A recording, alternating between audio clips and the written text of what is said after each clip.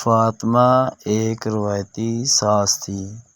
وہ چاہتی تھی کہ گھر کے تمام کام اس کے طریقے سے ہوں۔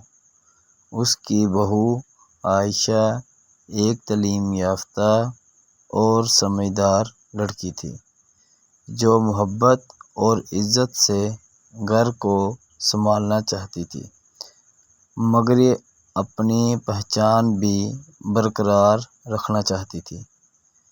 شروع میں فاطمہ کو عائشہ کی نئی باتیں اور طریقے سمجھ نہ آئے۔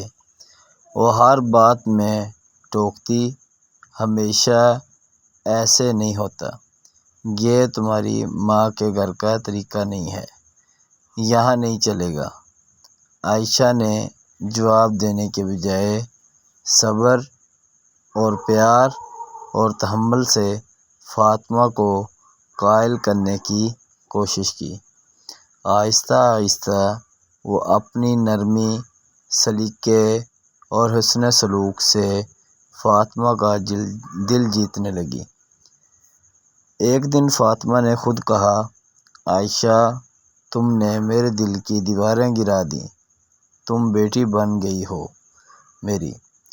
اس دن کے بعد وہ دونوں ایک دوسرے کی طاقت بن گئی تھی۔